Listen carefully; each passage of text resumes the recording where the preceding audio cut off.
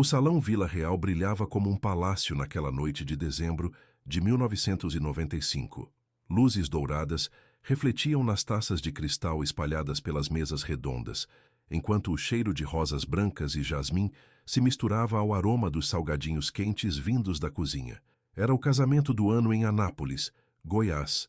Renata Almeida finalmente se casaria com Marcelo Goulart, após 5 anos de namoro que toda a cidade acompanhara. Às 19h30, quando as primeiras notas do órgão ecoaram pelo salão lotado, 300 convidados se levantaram em reverência.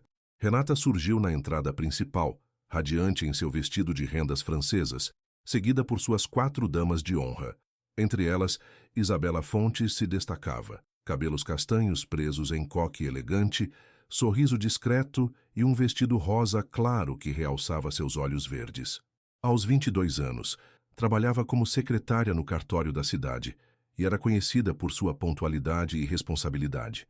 Ela estava tão feliz naquele dia, lembraria mais tarde Cecília Fontes, mãe de Isabela, passou a tarde inteira no salão de beleza, dizendo que seria a festa mais linda que já tinha visto. A cerimônia transcorreu sem intercorrências. Marcelo e Renata trocaram votos emocionados, enquanto o fotógrafo Antônio Carvalho registrava cada momento. Nas fotos que sobreviveram, Isabela aparece sorridente ao lado das outras damas, segurando um pequeno buquê de crisântemos brancos, uma imagem que, anos depois, ganharia um significado muito diferente. Após a cerimônia, os convidados se dirigiram ao salão adjacente para a recepção. A banda Noite de Cristal tocava sucessos românticos dos anos 80 e 90, enquanto garçons circulavam servindo champanhe nacional e canapés de camarão. O ambiente estava perfeito, mesas decoradas com arranjos florais, pista de dança iluminada por spots coloridos e um buffet farto que incluía desde paella valenciana até o tradicional brigadeiro da casa. Durante as primeiras 2 horas da festa, várias pessoas conversaram com Isabela. O irmão André Queiroz, 2 anos mais velho, dançou uma valsa com ela por volta das 22h. Ela me disse que estava se divertindo muito e que a Renata estava parecendo uma princesa, recordaria ele posteriormente. Foi a última conversa que tivemos.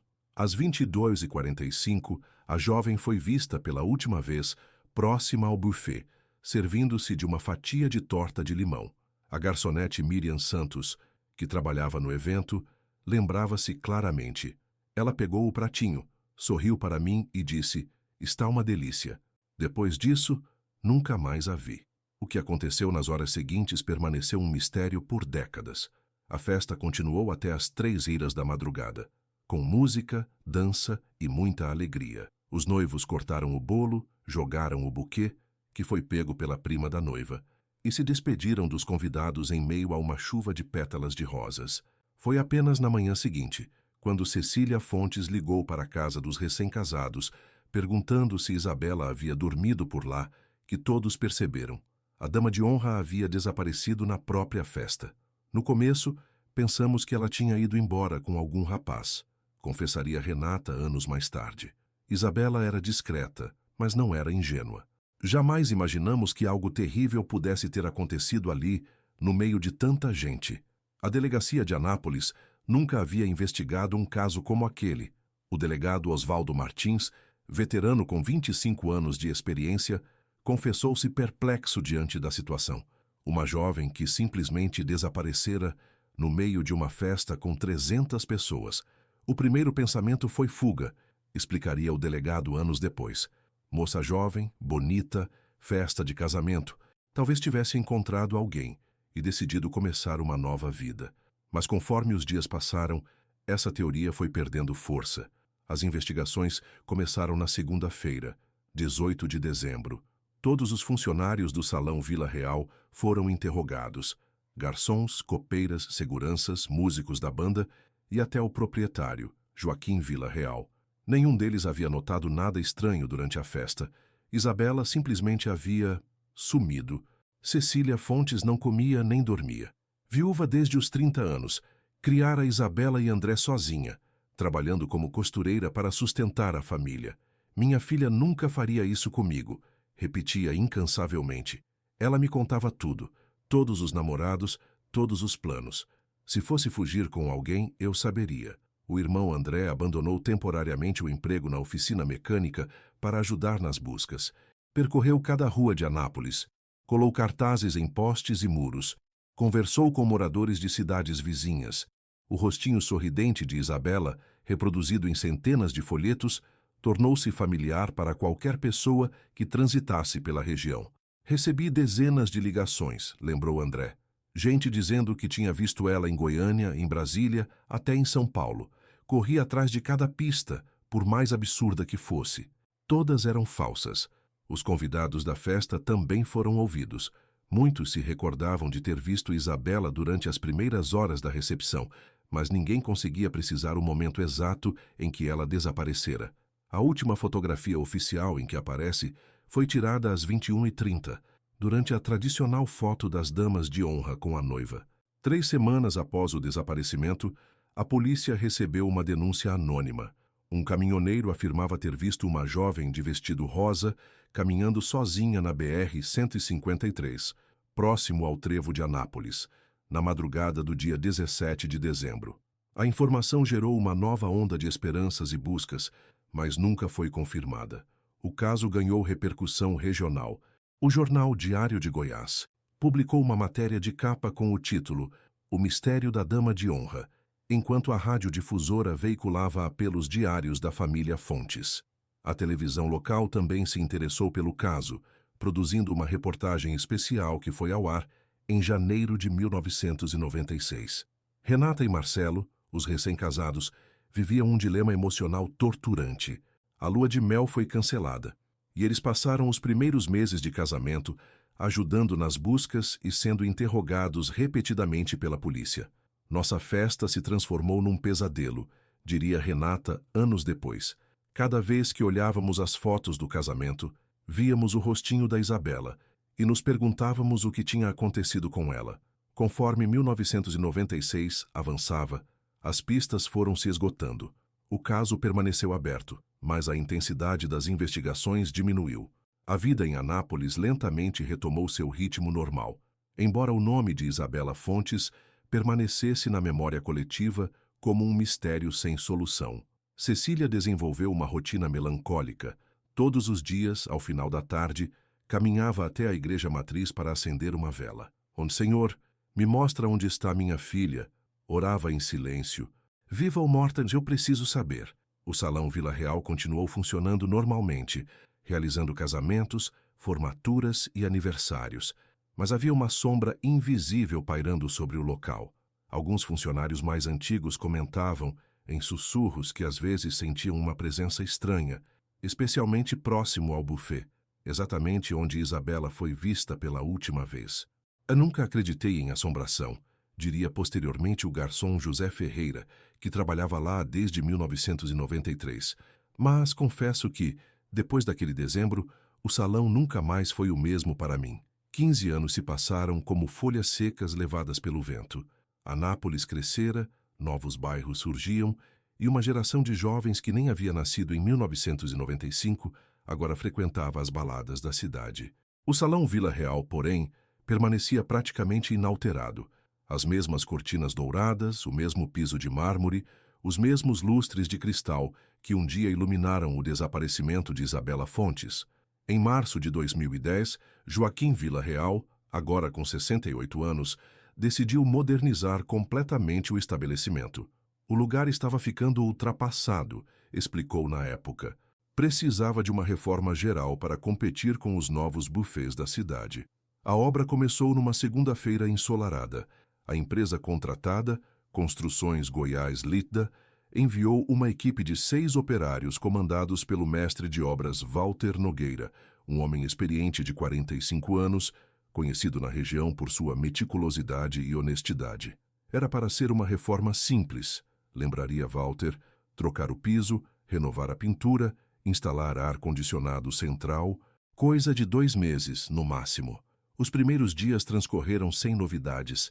Os operários removeram as mesas, cadeiras e decorações, deixando o salão completamente vazio pela primeira vez em décadas. Quando começaram a quebrar o piso de mármore para instalar a nova base, descobriram que o contrapiso estava irregular em algumas áreas. Na quinta-feira, 18 de março, curiosamente, quase no mesmo dia em que as investigações oficiais de Isabela haviam começado 15 anos antes, Walter notou algo estranho próximo ao local onde ficara o antigo buffet. Havia uma área que soava oco quando batíamos com um martelo, relatou ele, e como se houvesse um espaço vazio por baixo. A princípio, pensaram tratar-se de um problema de construção, talvez uma tubulação antiga ou uma imperfeição na fundação. Mas quando removeram completamente as placas de mármore naquela seção, descobriram algo perturbador. Uma área retangular do contrapiso, de aproximadamente 2 metros por 1 metro, havia sido claramente refeita. O concreto ali era mais novo, diferente do resto. Chamei o patrão na hora, disse Walter. Aquilo não estava nos projetos originais. Alguém havia mexido no piso depois que o salão foi construído. Joaquim Vila-Real chegou ao local por volta das 14h30, acompanhado do engenheiro responsável pela obra. Após examinar a área, ambos concordaram. Era necessário investigar o que havia sob aquele concreto suspeito. Na manhã de sexta-feira, com muito cuidado, os operários começaram a quebrar a seção refeita. A primeira camada de concreto cedeu facilmente. Era de qualidade inferior, claramente feita às pressas. Conforme aprofundavam a escavação, um cheiro estranho, adocicado e mórbido, começou a se espalhar pelo ambiente. Paramos imediatamente, contou Walter. Eu já tinha trabalhado em reformas de casas antigas e conhecia aquele cheiro. Alguma coisa havia morrido ali embaixo. Foi quando encontraram o primeiro objeto, um sapato feminino de salto baixo, cor nude, parcialmente preservado pela ausência de umidade. Em seguida, pedaços de tecido rosa claro, já desbotado pelo tempo. E então, cuidadosamente embrulhado num saco plástico que milagrosamente se mantivera intacto, um pequeno buquê de crisântemos brancos, agora amarelados e quebradiços, mas ainda reconhecíveis. Joaquim Vila-Real sentiu as pernas fraquejarem. Ele se lembrava perfeitamente daquela noite de dezembro de 1995, da jovem de vestido rosa que havia desaparecido misteriosamente. Meu Deus, murmurou, ela nunca saiu daqui. A obra foi imediatamente suspensa. Joaquim contatou a polícia, que chegou ao local em menos de 1 hora. O delegado Oswaldo Martins, agora aposentado, foi chamado como consultor, pois era o único que ainda se recordava de todos os detalhes da investigação original. Quando vi aqueles objetos, 15 anos de perguntas sem resposta finalmente fizeram sentido, diria o ex-delegado posteriormente. Isabela nunca havia fugido. Ela estava ali o tempo todo, bem debaixo dos nossos pés. O salão Vila-Real foi isolado e transformado em cena de crime. A Polícia Técnica de Goiânia foi acionada para conduzir uma escavação completa e cuidadosa da área. Foram necessários 3 dias de trabalho minucioso para remover completamente o concreto e catalogar todos os objetos encontrados. Além dos sapatos e do buquê, foram recuperados fragmentos de tecido rosa, uma pequena bolsa de festa com batom e pó compacto, e alguns botões dourados que pertenciam ao vestido de dama de honra. Tudo estava preservado de forma macabra, protegido da decomposição natural pela ausência de oxigênio e umidade. A notícia se espalhou pela cidade como fogo em palha seca. Repórteres de Goiânia e até de Brasília chegaram a Anápolis para cobrir o caso que havia chocado a região 15 anos antes. O Salão Vila-Real, antes um símbolo de elegância e celebração, transformou-se no centro de uma investigação criminal. Cecília Fontes, agora com 67 anos e cabelos completamente brancos, foi informada da descoberta numa tarde chuvosa de março. Sempre soube que minha filha não tinha fugido, disse ela com lágrimas nos olhos, mas também com um estranho alívio na voz. Agora, finalmente, vou poder dar um enterro digno para ela. A descoberta no Salão Vila-Real reacendeu um caso que havia se tornado lenda urbana em Anápolis. A nova investigação, comandada pelo delegado Marcos Pereira, começou revisando cada depoimento, cada pista, cada fotografia de dezembro de 1995. Desta vez, porém, eles sabiam onde Isabela havia terminado. Restava descobrir como e por quê. As primeiras revelações surgiram da análise forense dos objetos encontrados. O laudo da Polícia Técnica confirmou que os restos pertenciam a Isabela Fontes identificados através de registros dentários preservados desde a época. Mais importante ainda, a análise da terra ao redor dos objetos indicava que o corpo havia sido enterrado na madrugada do próprio dia 17 de dezembro de 1995, poucas horas após o desaparecimento. Isso mudou completamente o foco da investigação, explicou o delegado Pereira. Não se tratava de um sequestro ou fuga. Isabela morreu na festa e foi enterrada no mesmo local, no mesmo dia. O assassino estava entre os convidados. A equipe de investigação voltou a interrogar todos os envolvidos na festa de casamento que ainda moravam na região. 15 anos haviam mudado muitas coisas. Alguns haviam falecido, outros se mudado, mas a maioria ainda residia em Anápolis e cidades vizinhas. Foi durante o segundo depoimento de José Ferreira, o antigo garçom do salão, que a primeira pista concreta emergiu. Nervoso e claramente perturbado pelas lembranças, ele revelou um detalhe que havia omitido na investigação original. Na época, eu estava com medo de perder o emprego, confessou José, agora trabalhando como porteiro de um prédio. Mas agora que encontraram a pobre moça, não posso mais ficar calado. José revelou que, por volta da meia-noite da festa, havia presenciado uma discussão acalorada entre Isabela e alguém nos fundos do salão, próximo à área de serviço. Ela estava visivelmente alterada, falando alto. A pessoa com quem discutia disse algo como: "Você não pode estragar tudo agora." Depois disso, os dois sumiram. A identidade da segunda pessoa na discussão permaneceu vaga na memória de José por algumas horas de interrogatório, até que um detalhe específico emergiu. Era alguém importante na festa, bem vestido. Lembro que usava uma gravata azul com desenhos dourados. A descrição foi confrontada com as fotografias da festa. Apenas uma pessoa correspondia exatamente àquela característica: Marcelo Goulart, o noivo. A revelação abalou as estruturas da investigação. Marcelo, agora com 45 anos, casado com Renata há 15 anos e pai de 2 filhos adolescentes, foi convocado para um novo depoimento. Inicialmente, negou qualquer envolvimento ou mesmo ter conversado com Isabela durante a festa. Mas os investigadores haviam aprendido muito em 1 década e meia. A pressão psicológica, combinada com evidências circunstanciais, começou a quebrar a versão oficial dos fatos. Foi então que Renata, a noiva de 1995, tomou uma decisão que mudaria tudo. "Não aguento mais carregar esse peso", disse ela numa ligação desesperada para a delegacia, 3 dias após o último interrogatório do marido. "Preciso contar a verdade sobre aquela noite." O depoimento de Renata foi devastador. Ela revelou que Isabela não era apenas sua dama de honra, mas também sua melhor amiga, e havia descoberto, 2 semanas antes do casamento, que Marcelo mantinha um relacionamento extraconjugal com ela há 4 meses. "Isabela estava grávida", confessou Renata com a voz embargada. "Ela me procurou porque não sabia o que fazer. Disse que amava o Marcelo, mas não queria destruir meu casamento. Estava desesperada." A jovem havia decidido contar a verdade para Marcelo durante a festa, ameaçando revelar tudo para Renata caso ele não assumisse o relacionamento e o bebê. "Marcelo entrou em pânico", continuou Renata. "Ele havia investido tudo naquele casamento. A família dele estava presente. Os negócios dependiam da nossa união. Uma revelação daquelas destruiria sua reputação. O que aconteceu nos fundos do salão, segundo Renata, descobriria apenas anos depois, através de confissões fragmentadas de Marcelo, durante crises de ansiedade. Foi uma tragédia impulsiva. Ele disse que não pretendia machucá-la, apenas queria que ela se calasse, que parasse de gritar. Mas quando a empurrou, ela bateu a cabeça no canto da pia de inox da cozinha de apoio. Isabela morreu instantaneamente. Marcelo, em pânico, escondeu o corpo num dos depósitos de material do salão e fingiu normalidade pelo resto da festa.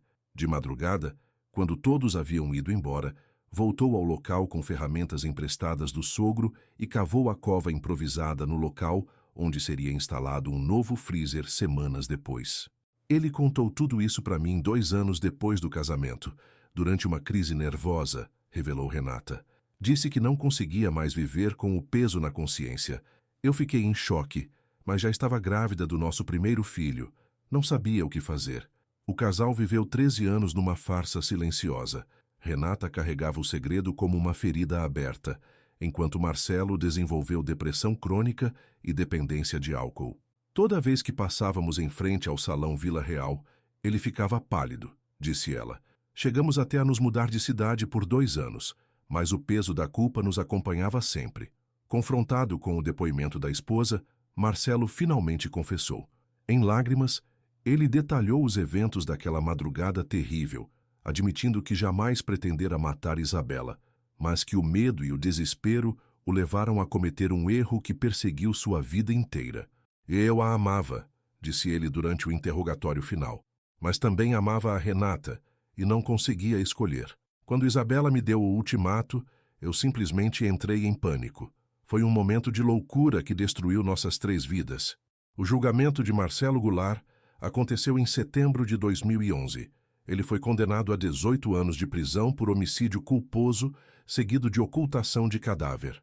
Renata, considerada vítima da situação e não coautora dos crimes, ficou apenas com a pena de conviver com as memórias.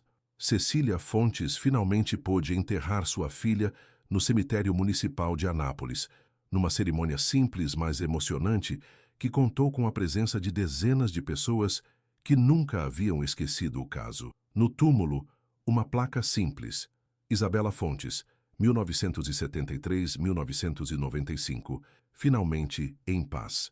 O Salão Vila Real nunca mais funcionou como espaço de festas. Joaquim Vila Real o vendeu 6 meses após a descoberta e o local foi transformado num centro comercial. Mas os moradores mais antigos de Anápolis jamais esqueceram a história da dama de honra que desapareceu na própria festa e permaneceu enterrada sob os pés dos convidados por 15 longos anos. Às vezes me pergunto quantos segredos assim existem pelo mundo, refletiu o delegado Marcos Pereira, anos depois. Quantas verdades estão literalmente enterradas, esperando que alguém as encontre por acaso. André Queiroz, irmão de Isabela, se mudou para Brasília após o julgamento, mas retorna a Anápolis todo ano no dia do aniversário da morte da irmã. Ela finalmente pode descansar em paz, disse ele durante uma entrevista em 2015. E eu aprendi que a justiça, mesmo que tardia, sempre encontra um caminho. A história de Isabela Fontes se tornou um marco na investigação criminal da região, demonstrando que mesmo os casos mais frios podem ser resolvidos quando novas evidências emergem. Mais do que isso, tornou-se um lembrete perturbador de como segredos terríveis podem se esconder por décadas bem debaixo dos nossos pés, esperando o momento certo para vir à tona.